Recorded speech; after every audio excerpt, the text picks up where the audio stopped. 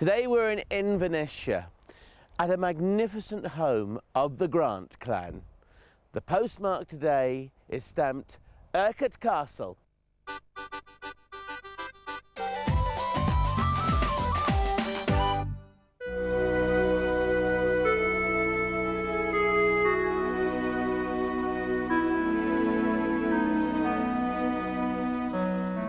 Urquhart Castle, I've said it right? You have indeed.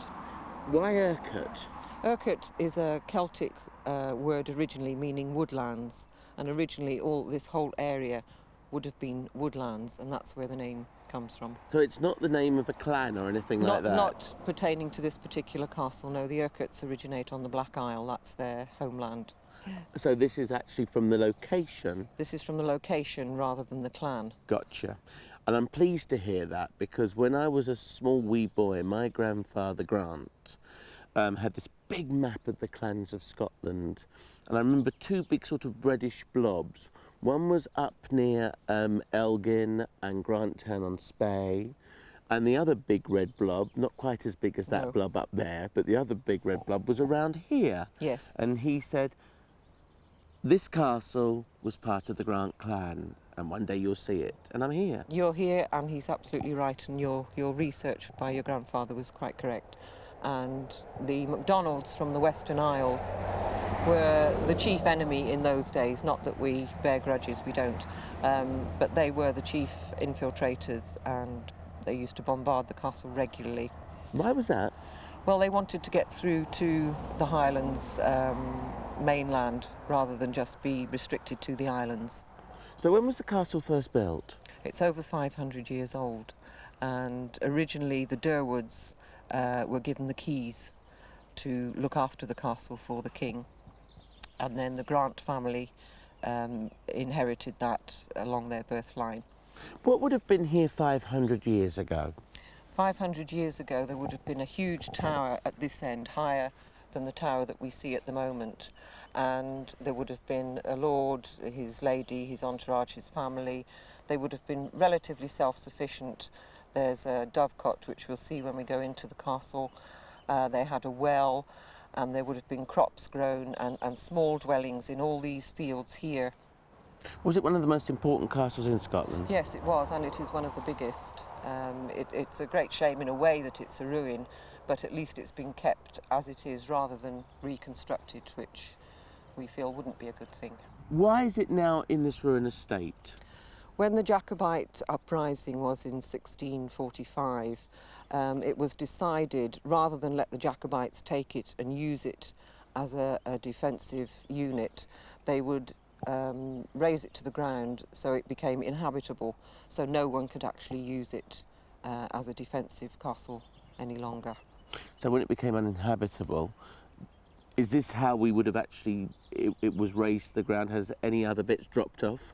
Yes, so over time other bits will have been dropped off, and sad, but again, even in those far gone days, it would have been true that locals would have plundered the woodwork, particularly doors and floorboards and timbers, and used parts of the stonework for building their own houses in the locality, probably along the loch side here and up in the hills.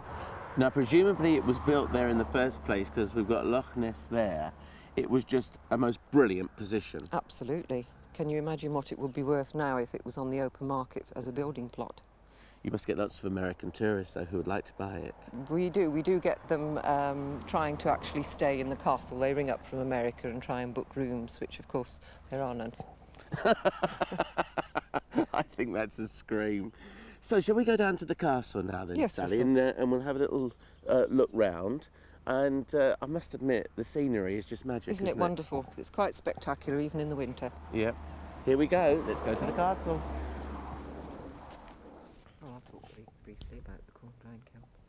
This weather is glorious, isn't it? It couldn't be better. Oh. We've had a few days of snow, and now spring's coming back, so the bulbs will be through any minute. We'll have corn growing soon. Yes, well, the corn drying kiln, again, as I said, they would have been self-sufficient, and the harvest would have ended up in here, and they would dry the corn and use it for their bread, you know, a staple diet and that sort of thing. But it must have been a very hard way of life to what we're familiar with nowadays. We're all rather spoilt. Now, as there is water there, presumably there would have been an entrance from the loch. That's right. This is what is known as the Watergate, which was where the main landings, not only of provisions, but of people, and ultimately any invaders would have tried to come in this way.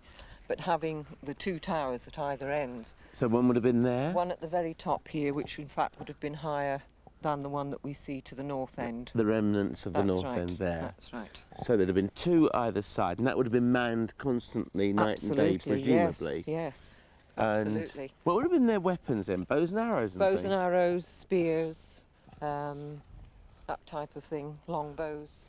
They had their axes and swords. And here we are, the Watergate. And here we are at the Watergate.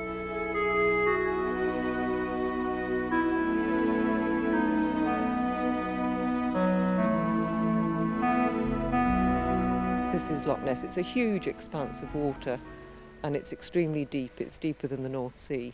Is it really? It is really, I didn't know yes. that. Well, there you are, you see. So It's that- over 900 feet deep. Is so- it? Yes, yes. Blimmin' heck. And is that fresh water or seawater? It's fresh water and the temperature there doesn't vary other than half a degree between winter and summer. Oh, I just think it is so fantastic here, I really do. I mean, it is just... I mean, I'm a great lover of Austria and Switzerland. Goodness me, I've said that so many times, haven't I, everyone? I know I have. But you don't have to go there, really, do you? Oh no, it's quite spectacular, it's magnificent, and again, the castle takes its mood from the sky and the water. It can be mysterious, it can be romantic, it can be lively, it can be whatever the weather really is, but it's always atmospheric, whatever else. Oh, it certainly is atmospheric.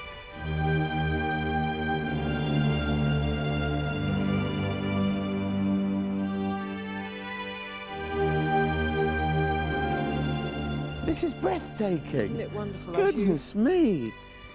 As you come round here, you'll see this is the dovecot where they would have again bred their own food. Pigeons were used for food. So they had to have somewhere to keep them. And the eggs, of course. Absolutely. Yeah. Goodness. Oh. I'm breathtaking. Well, this is it, you see. You can see now why it was so handy for defence purposes, the Western Isles being in that direction. When the tower was above us there, they would have had such a commanding view. Yeah. Phew. How high up are we?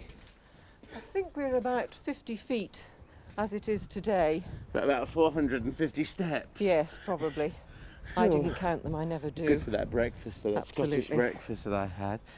And this is the castle laid before us. You can see it gives you a better idea of the actual overall size from this height. And again, you can imagine now we're at this height, we're only just about level with what would have been the base of the highest tower at the southern end of the castle. So the views would have been tremendous from there. It must take a lot of money to keep these places open to the public. Yes, I sometimes think that the public think, well, it's just a pile of old stones. It can't possibly cost anything. But of course, it's totally the opposite. It's by virtue of the fact that it is an ancient monument, and only certain materials and only very, very gifted craftspeople can actually work on these sites to keep them as they are. Well, I must be a Grant because you're crying and you've got a red nose, and all I've got on is this. Underneath that, you probably got thermals, everything. I have. How did you know? Yes. And I haven't. All I've got is a real little old vest and this fleece, and I feel as though I've lived here for centuries. You're a hardy Highlander. I am. Kiss me hardy.